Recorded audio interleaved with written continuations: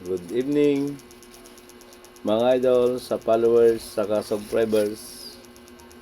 Bagong lahat mga guys, magluluto muna tayo ng alokbate. Siguro ang gulay na ito, kilala nyo naman to na maprotina, na mga high blood, at saka kulang sa pagtulog.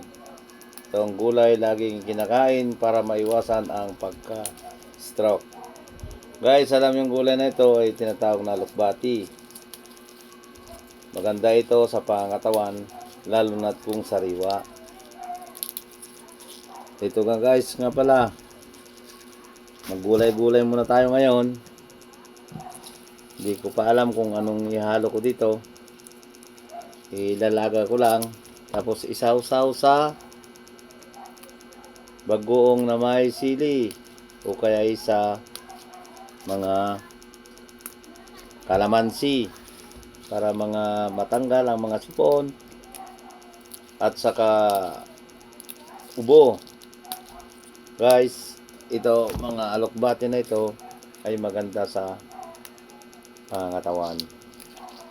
Iwasan natin mga stress at saka pagod.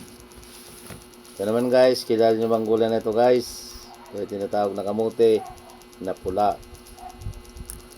Ay nagtatanggal daw to ng sakit sa rheuma. Kasabihan ng mga matatanda.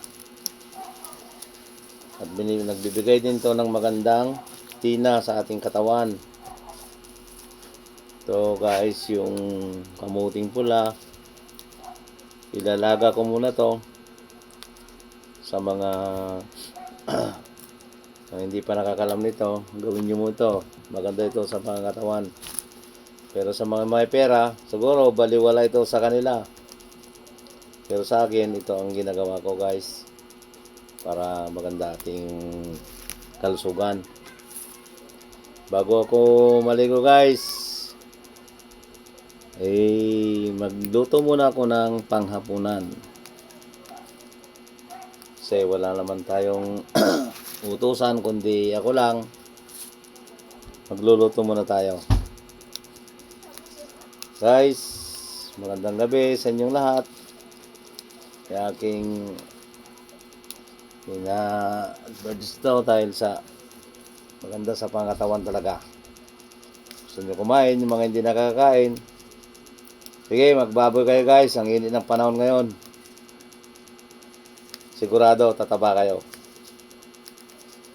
para maganda ang inyong tulog guys. Pero ito guys, maganda sa pangatawan guys.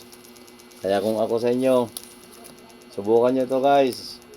Kalamansi lang ang halo sa mga toyo, kalamansi, sili, at sibuyas, kamatis para sa usawan guys. Guys, ang kamote para sa mahirap. Ang mga mayaman, sa mga baboy, kung may pambili, pwede naman. Kung walang pambili, dito na guys tayo sa dahon-dahon. Maraming salamat guys. Magandang gabi sa inyong lahat, sa subscribers, sa followers, sa mga nakikinig ngayon. Magandang gabi sa inyong lahat. Salamat guys.